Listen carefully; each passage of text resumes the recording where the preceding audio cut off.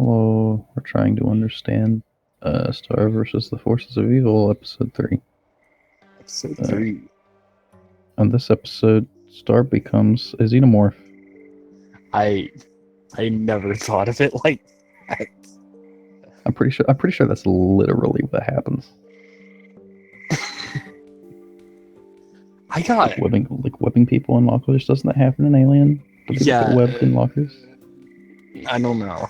It's been forever. It's been forever since I've seen Alien or Aliens. Well, I haven't seen it at all, but I'm pretty sure somebody gets webbed somewhere. You know, I think we're getting a little bit ahead of ourselves. I do want to say that I appreciate how Oscar keeps showing up. Yes. I noticed him. He was around. He's a character. He shows up sometimes.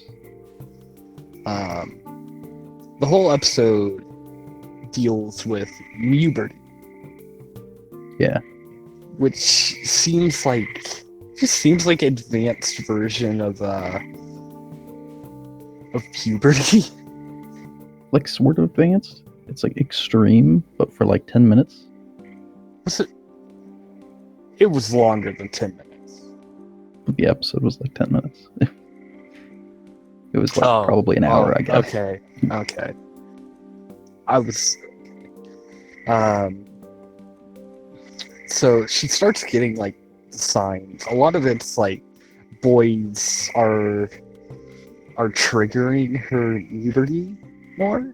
I think that seems to be the general thing. Well, notably, this starts when what's his face, the guitar guy, Oscar. What's his name? Oscar. Yes, him. Oscar.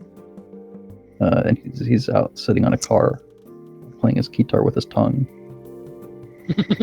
And Star looks at him, and then she's got a heart in her forehead, and it's like, what? And she peels it off, and it's like, uh-oh, I'm getting puberty. Somebody call me Bert. So that happens. It keeps getting worse until like. Yeah, every time she sees boys, just hearts keep popping up, and she touches Marco. Yeah, like, that really sets it off. Yeah. She basically gets stuck in a lock for a lot of the episode. For most of the episode. Just stuck in there hiding. Yeah. Hearts kind of fall off of her as she sees more boys. I guess it's the implication that it's just getting worse and worse. So Star's like, hey, get the magic book. Yeah, but she lost somehow. No, she traded it to Ferguson, and like how there's this whole day. Marco's like, hey, I need the book back. I need the book. And he only responds in Spanish. I only respond in Spanish. And it just ends up that he gave it to Jana. Jana, who I don't think we've seen before. I think she's new. No. She comes back. I remember that she comes back because she's just absolutely fantastic. Yeah, she seems relevant. Seems like a character who's going to do things. She is probably she's probably one of the more relevant human characters. Probably it doesn't touch upon it a whole lot, but she's into a lot of like witchcraft and stuff like that. So she briefly mentions being witchy. Something about the book being witchy. Yeah. She drags it in a garbage bag. It says something. I forget what she said. Yeah, the implication is, she says something about a dead possum or something. I think the implication is that she's got like something dead in the bag. No, just kidding. It's a book. It's just a human-sized book. No, don't worry about Marcus just takes the book. I'm surprised she had like no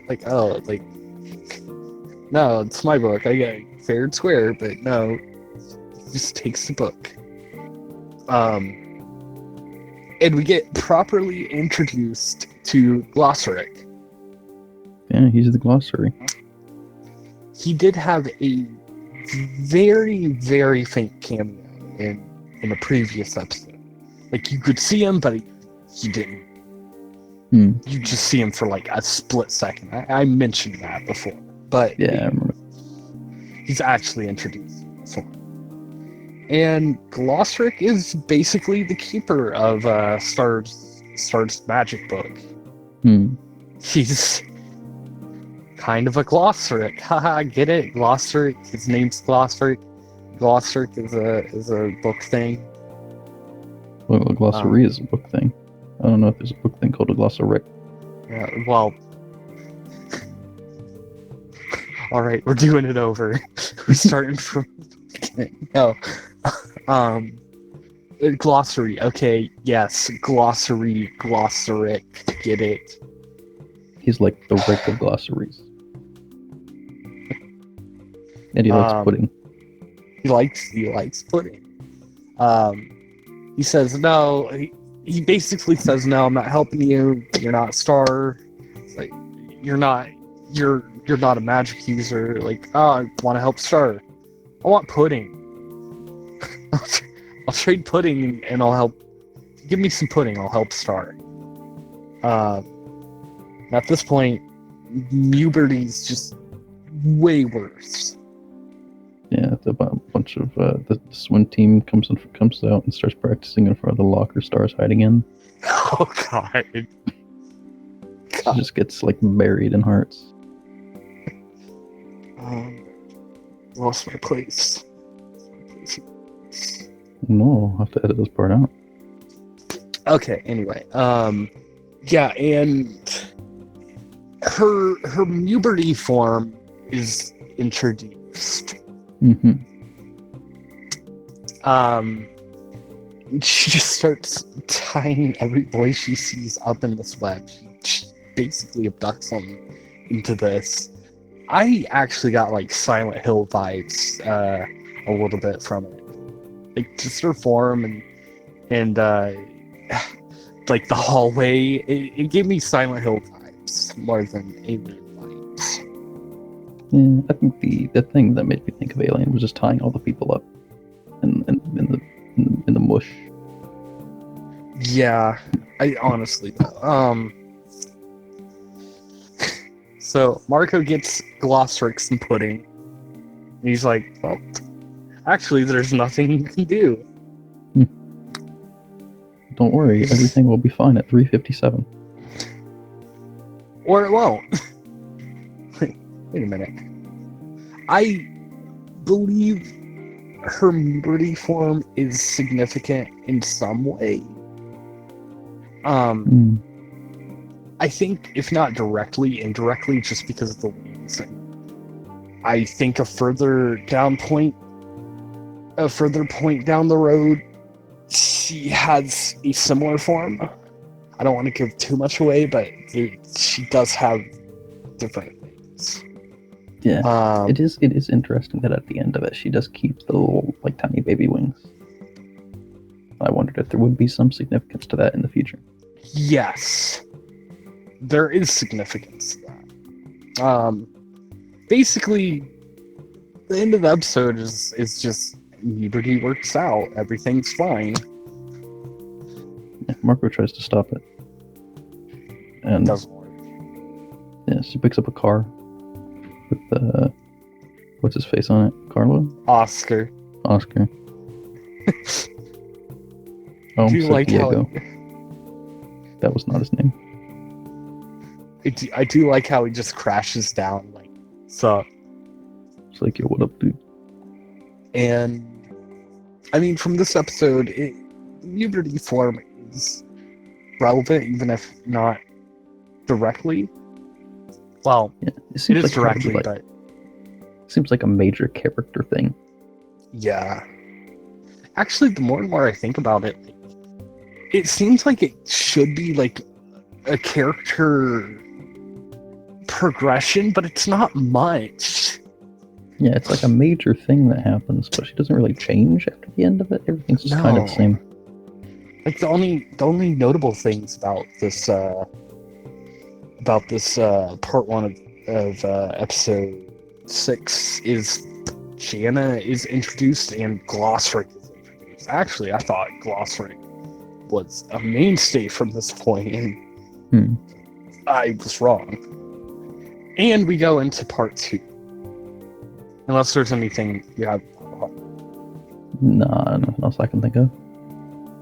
Part 2 starts out with Marco and his jobber friends calling people in the magic mirror. Yeah, Marco's friends show up. They are around again. They weren't around for a while, but now they're back. Ferg was there for a second. Yeah, in part 1, but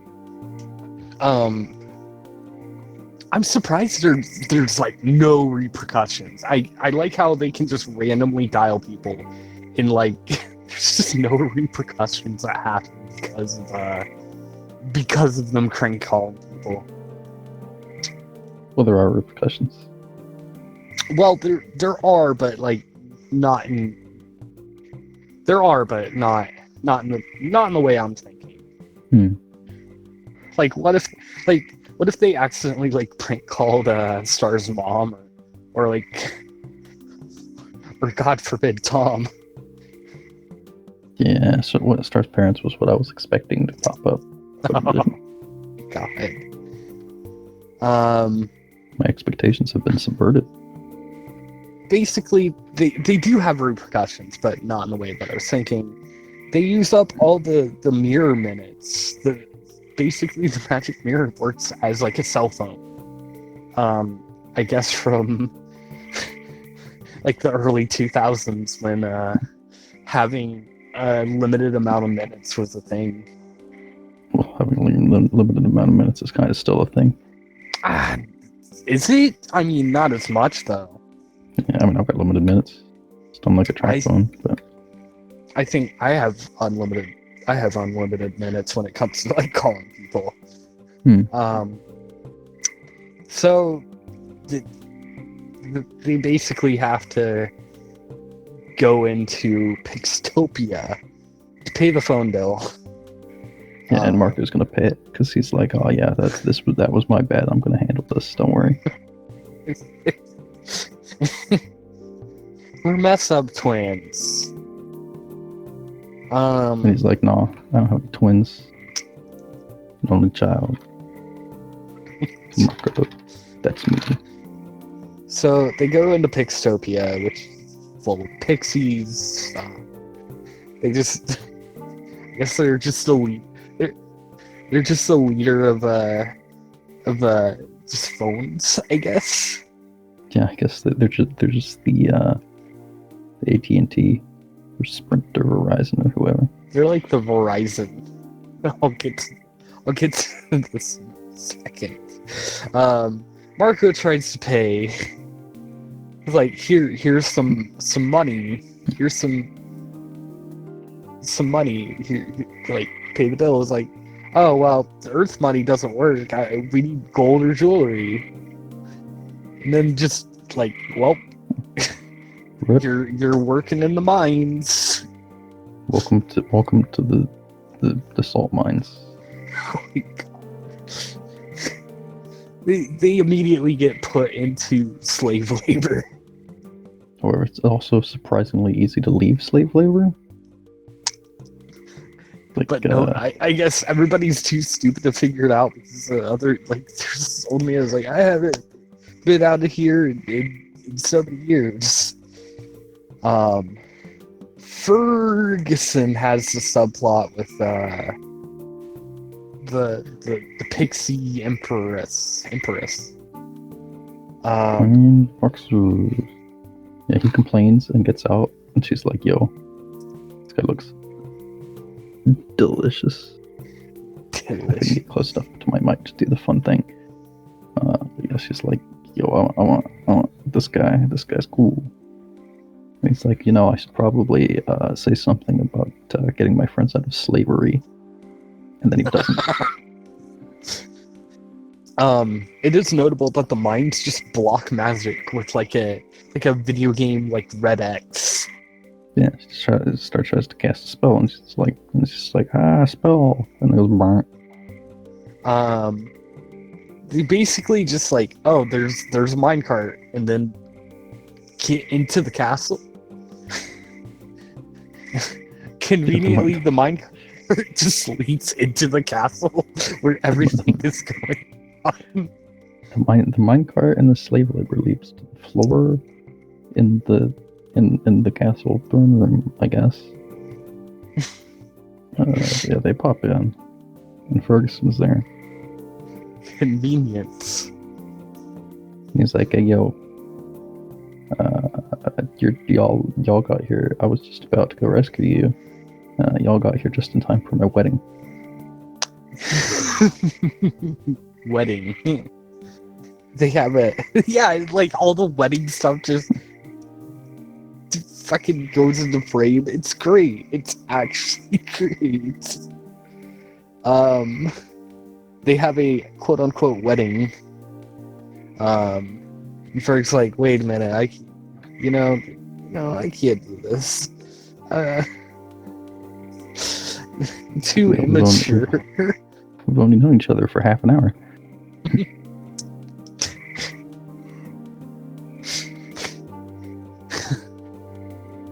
And the Pixie Queen's like, well, okay, time to kill everyone. Time for genocide. Combat ensues.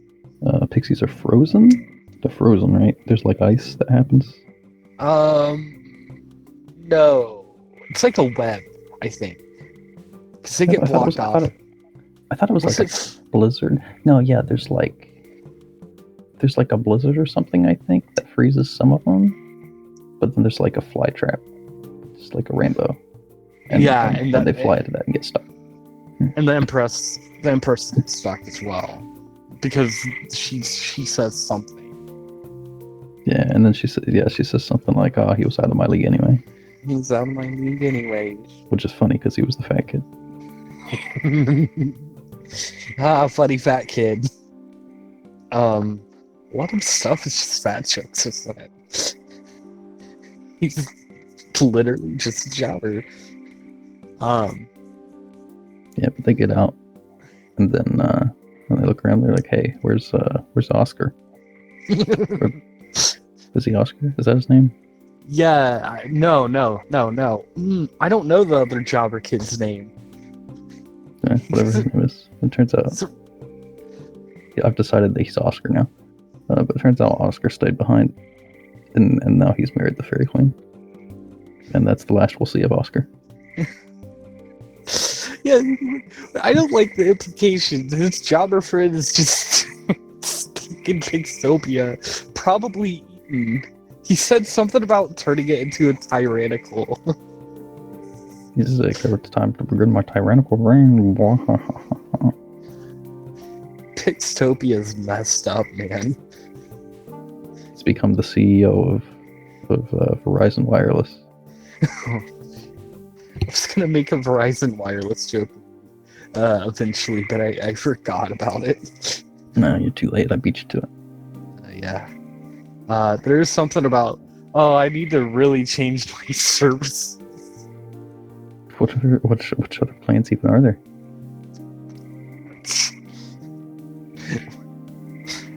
Well, at least Pixtopia does not have a monopoly on Magic Meter service.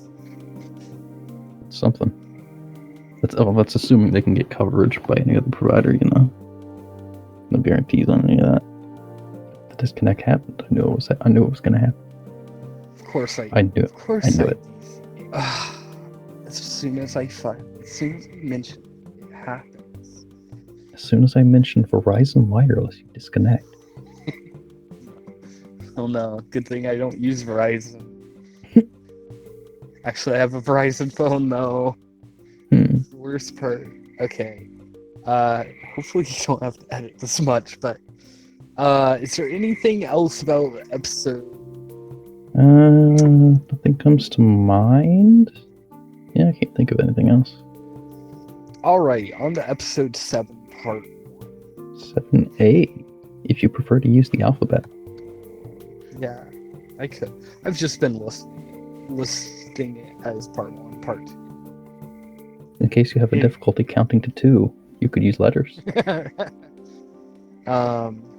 Basically, it starts up with a lot of episodes where Ludo and Star are fighting. Ludo's John, Star, and Marco. I don't remember which episode this is. They try fighting. They're fighting. They try to get the one. Is this Lobster tries to be a good guy? Yeah. Yes, they're fighting, and they're like, "Oh, we've got him. We finally got him. Lobster, go get the wand." And he's like, "Oh yeah, I'm gonna do it." And does this whole little thing, and then he goes over and he's like, "I'm gonna get it, yeah." And then he takes the monster dude's antler off. He completely misses the wand. And the guy drops Star, and she's like, "Yeah," and beats up all the monsters. And Ludo is naturally not happy with this. And so when they all retreat into their portal, he fires the lobster guy and leaves him behind. It's like, you don't get to come along. Actually, I didn't think about this till now, but like the implications of the lobster guy is just left on Earth. Yeah, although it seems like a lot of people can like travel between dimensions. If they have the scissors, yes. I don't. Okay, well, Maybe, actually, you're right about that. I guess he just decides not to. Yeah, in the worst case, I guess he could become Bigfoot or something. Oh God. But Lobster Guy gets fired because he screwed up. Lobster Boy gets big sad. He's very upset, and Mark is like, "Yo, we need to help this guy out." It's just like, no, he's a monster. Well, monsters are like this. I love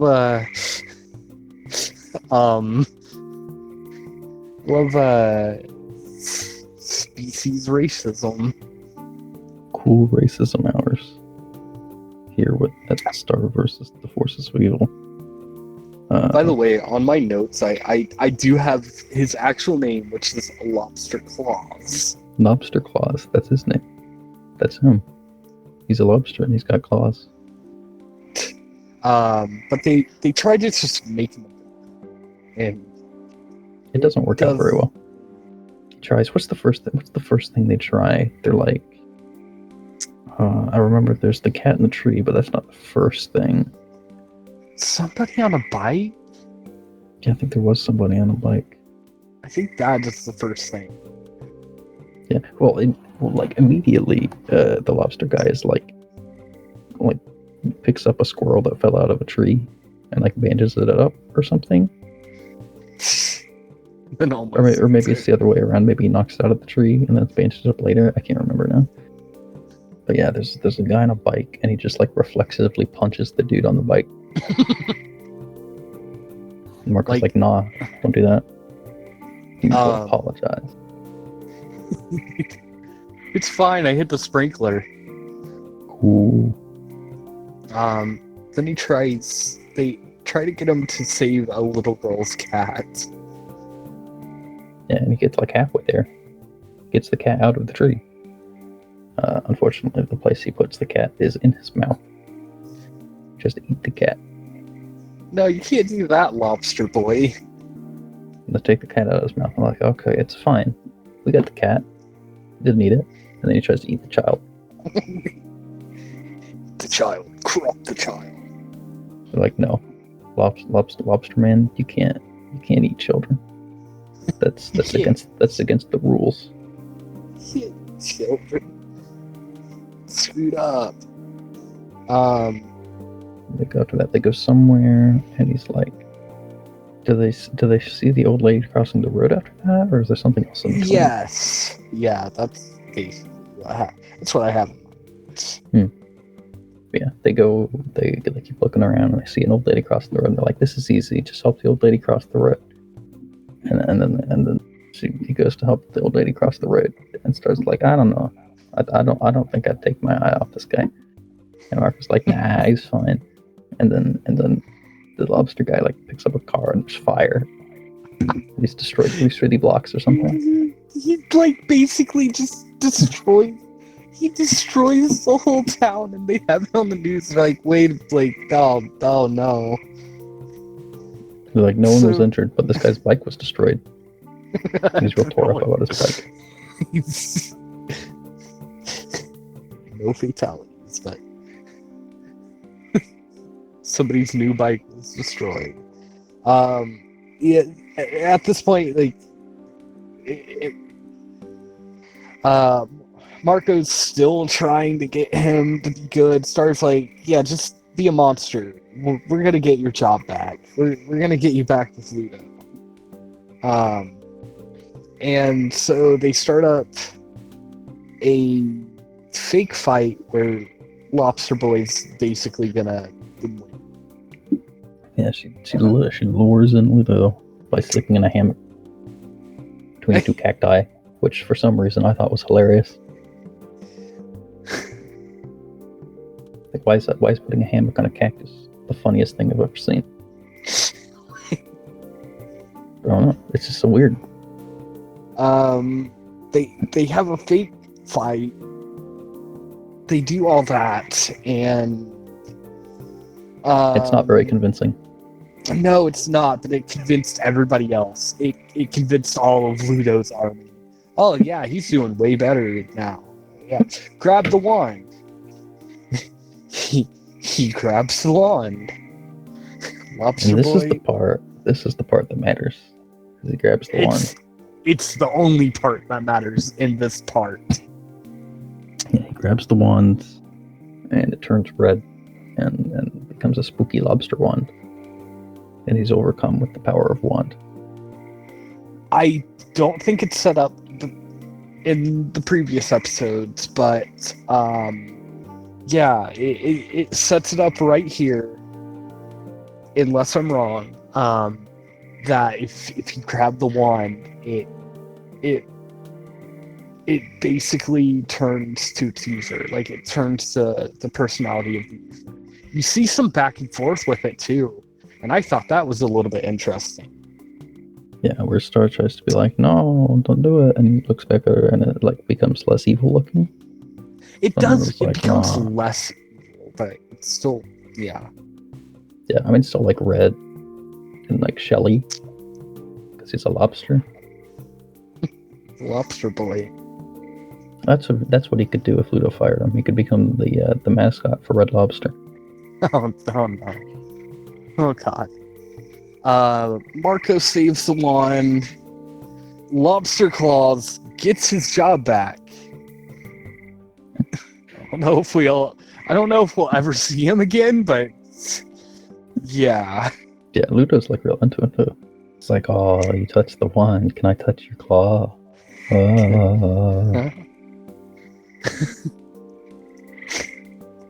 Is there anything that you have to say about part 1, or can we move on to part 2? I can't think of anything else. Alright, part 2. I had a lot of to be fair, they do a little bit with part 1 or episode 7, 8. That's pretty alright.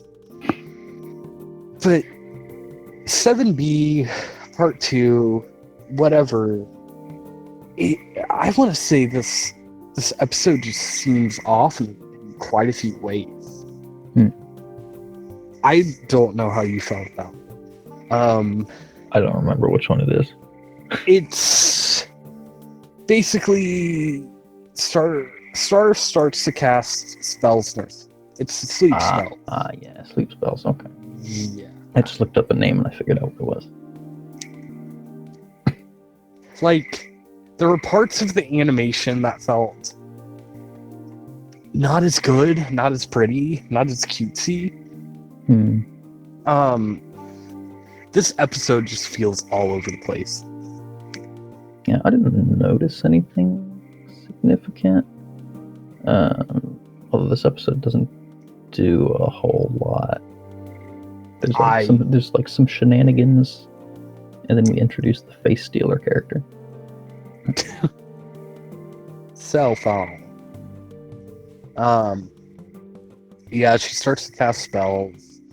There's a funny bit with Marco's dad. It's like, oh, that looks like everything's like a jungle. It's like reveals like a statue of Star's face. It's like, no, that looks like your dad's work. It's like, yeah, this was my work, but the rest wasn't me. I did appreciate that thing. They have a little bit. Marco basically is like, oh, I'm gonna use psychology. I'm gonna become a counselor. I'm gonna counsel you. It's Marco Diaz, psychology PhD. What does PhD stand for? That's a pretty handsome dude, according to Marco's mom. Mom, go to bed. It doesn't really do much. It says, yeah, it's because of overall pressure because of my mom. You have mommy issues. Yeah, I have mommy issues. Like, no, that's a bad thing. Oh, I have mom issues. Then the monster princess shows up and tries to steal stars. Yeah. Marco then psychologies her. I don't remember what his conclusion is, but he says something, and she's like, "Oh no, I've realized this is exactly what my problem is." And she's like, "Yeah, but I don't care." I don't care, and he throws the book at her. And she's a Saint Olga's runaway, which is halfway notable, I guess. Yeah, I think the most significant part of this episode. Well, there's two. There's one that she's the Saint Olga's runaway, and two is that the FBI, the space FBI, shows up again. Yeah, but just to take her away, yeah, but I mean, it's the first time since the Space Unicorn episode. Yeah.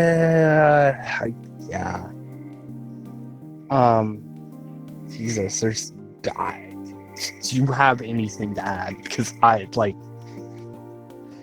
seconds away saying this is a bad episode.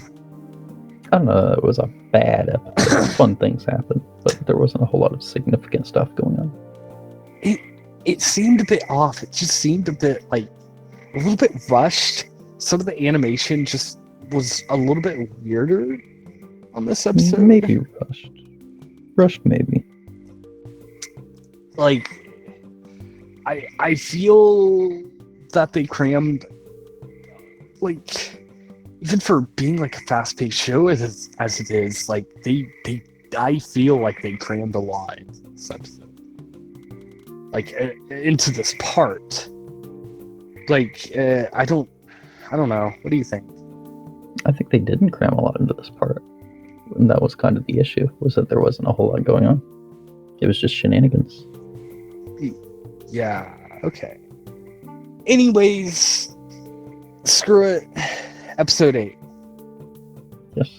And now that I have the titles of these episodes up, I can see what they are. We start with the Blood Moon Ball. Oh my god. I loved this episode. It's quite There were so many funny bits in this episode.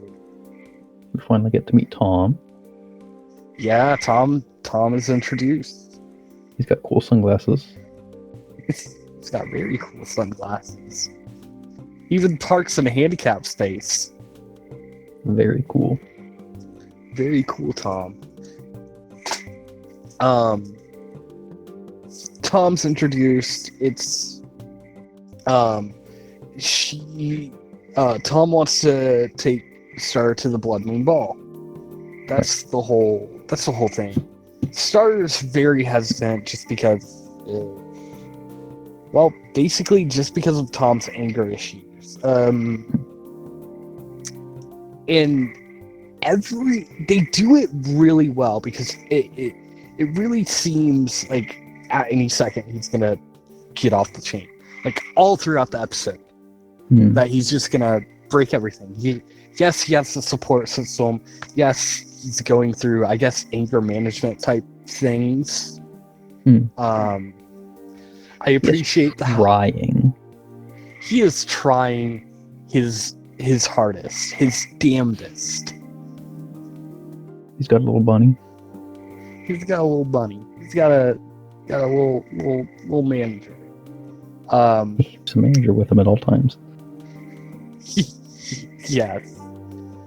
I appreciate how the blood moon ball happens every 667 years. We gotta round up. One of my favorite bits on the show happens like right near the beginning of the episode. The horse bit. It's like take your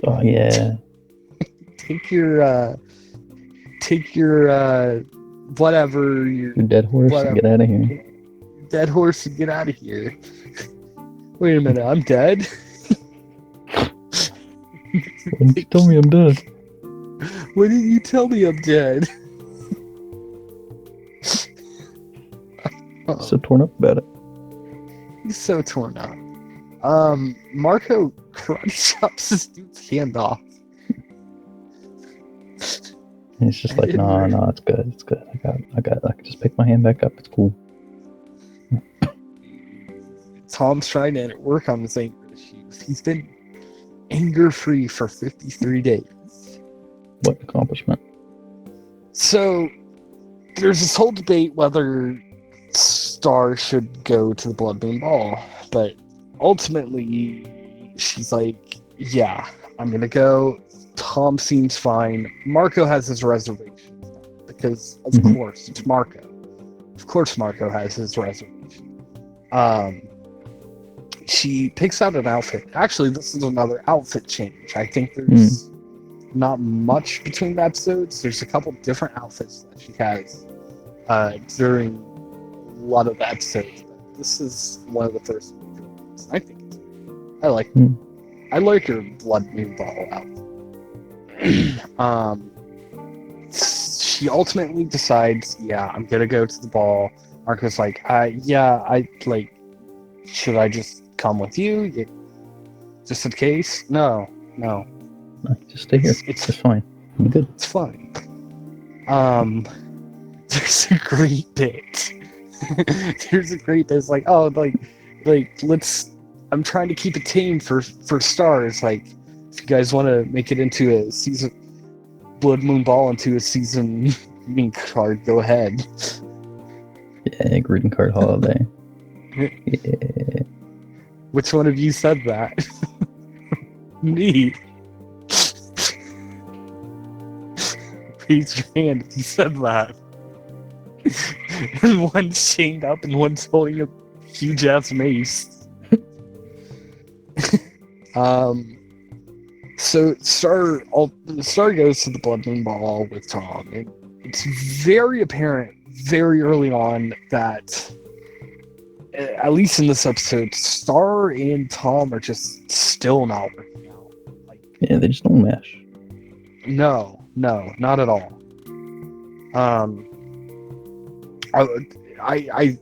It's more of a personality thing. Like, yeah, the anger issues give it away a lot.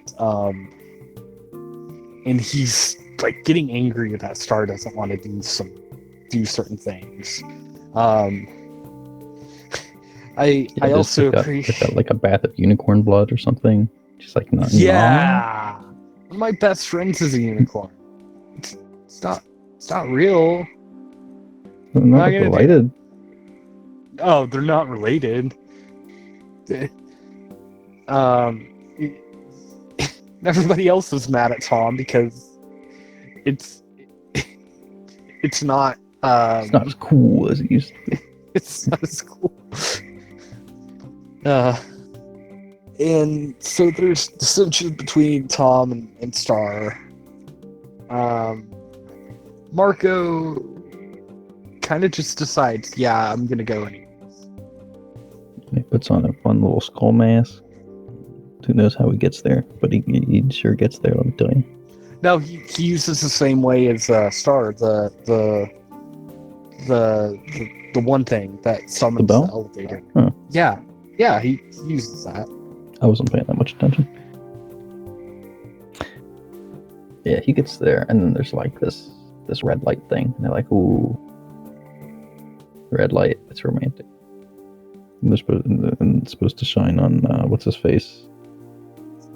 Oh yeah, it goes wrong because the guy starts playing the wrong music, and Tom has to go and be like, "This is the wrong music. It's not correct. I gotta go fix it." And then Marco shows up, and Star doesn't recognize him because he's got the mask, and the red light shines, and then they're like, "Go, well, here we are." Mega dance oof. Now. Mega oof for Tom. They do their little dance, and then Marco's like, "No, it's me." It's just like, "What are you doing here?" I do want to say one notable thing about that whole very, very little like dance scene. It only happens for like 30 seconds, a minute, if that. The animation was super good in that one scene. Like really comparative to the last episode. Yeah, well, I mean, like, being a fancy dance, you have to put some effort into that animation. There is a pretty touching moment before in the dance scene between Star and Marco, and after that, like Star basically falls for Marco, even though Star doesn't know that it's Marco, and then as soon as it's revealed, hey, I'm Marco, it kind of turns a little bit. It's like, no, what are you doing here, my dude? Tom gets angry. Tom. Angry Tom. Starts to almost try to fight Marco, and Star just freezes him. Get iced, my dude. And they just leave, and it's like, no, we out of here. Yeah, and there's this whole thing, like, Star's like, dude, you should trust me. Everything's like, fine, we're doing okay. Because, like, yeah, I guess I should, like, let you live your life. And they had their little bit where they, like, talk, say the same things at the same time. Yeah, it's cute. They have a couple good moments on this intro. I think it's the end of the episode, right? The end. That's the end of part 1. Yeah. Well, yeah, the part of the episode. Anything else you want to say about Love? I don't think so. I will say that I don't think Star and Marco is the correct pairing. I don't think there is a correct pairing yet. Well, whatever it is. There might not be a correct one, but there's an incorrect one, and it's Star and Marco. Really? Yeah, I feel like that's just the most boring way it can possibly go. It's also, if they play their cards right, it's also the best way. I feel it can go either way. I think Star and Tom, based on this episode, is a really bad pairing. A really bad. Yeah, well, I mean, it wouldn't work out, but it's more interesting. Yeah, you know what's funny? They both have they're both pretty dissimilar to Star. Only like Tom's way more extreme. Yeah, Tom's like angry and kind of doesn't know what he's doing, whereas Marco's like super safe.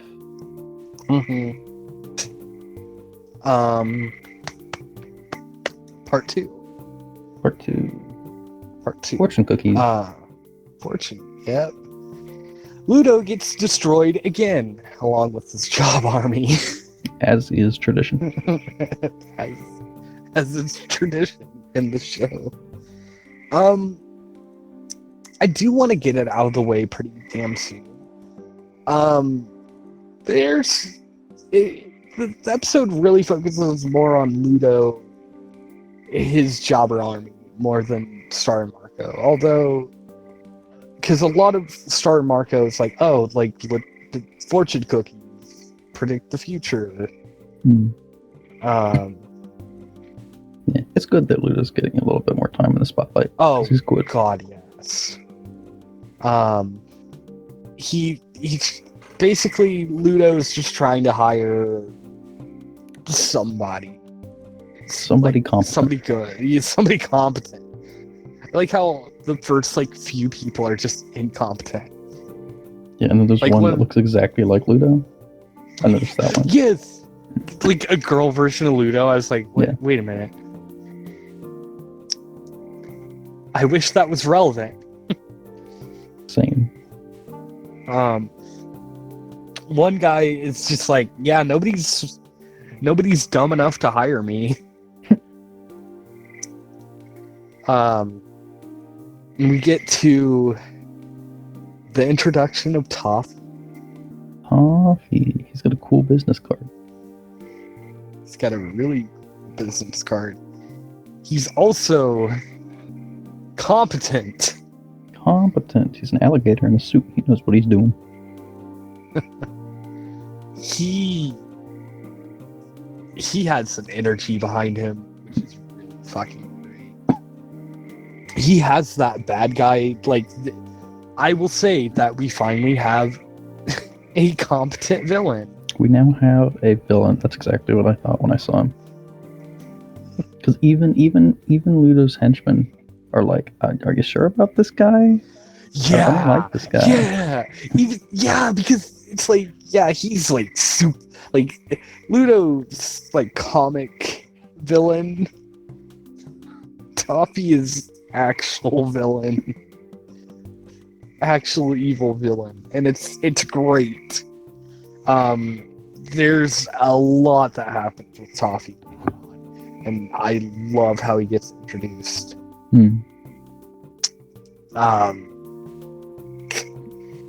I mean, technically Toffee is under Ludo. Technically. He's kind of the one giving the commands, though. Yeah. There's no foreshadowing here. What are you talking about? Foreshadowing. Buffrog is there. Yeah. He's also sort of competent.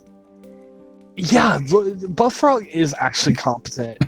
He's one of the only that's competent on the team. He is really good as a spy. I just imagine all the episodes he's just been spying on Star. He's the one behind the camera. Yeah. Yeah. The Star and Marco's subplot does wrap around to the fortune cookie idea, though. Yes, because Marco's like, hey, Star, fortune cookies are magic. They tell the future. Star immediately goes all in. He gets a whole box of fortune cookies and does exactly what every single one says. Is there anything notable in between? I guess there's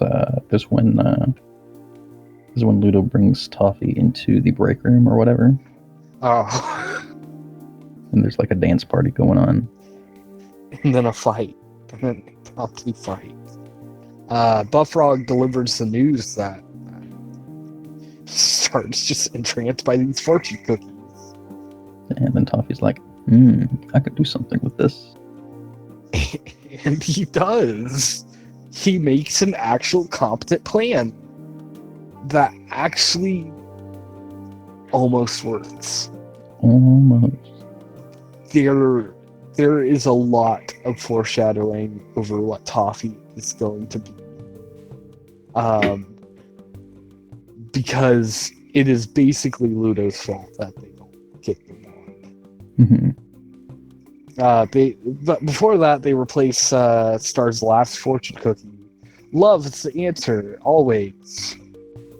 So she just starts hugging all those job guys. And it works out fine. They're into it. It actually, why does it work out? Why does it actually?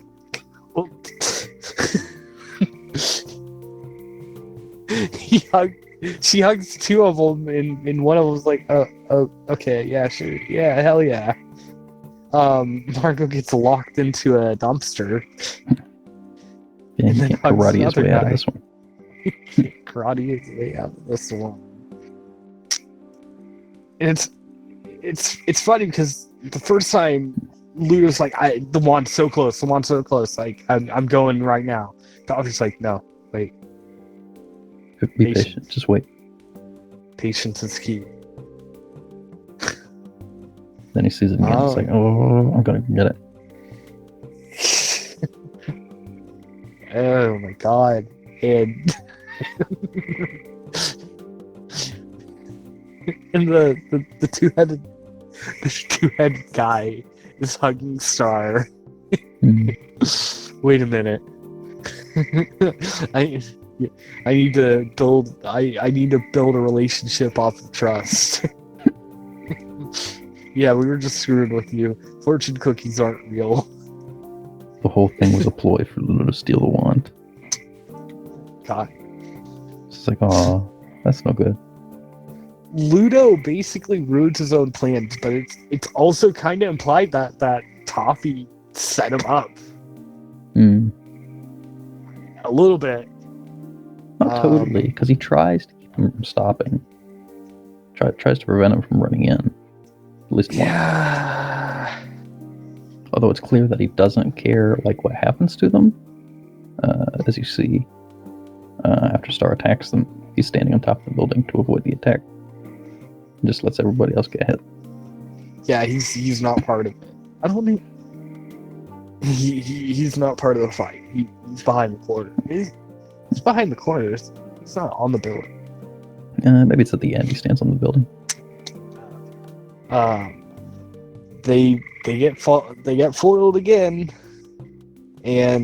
but they were super close to getting the wand. Very close.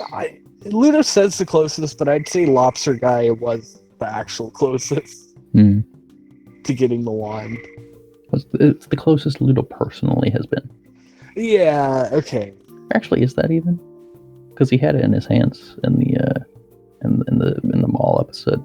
Oh, well, yeah, but it was dead. It was dead. I don't. He held it though. I don't. End of the episode. I appreciate how Star gets more fortune cookies. Oh yeah, like wait a minute, they're fake. No, yeah, but they're actual cookies. Haha, cookie. And it opens up the fortune cookie that says a great evil has been unleashed. Yeah, I think that's when they pan out to the to a wide shot and the guy standing on the roof. Oh my god! Watching the thing happen. Oh my god! The foreshadowing of that is excellent.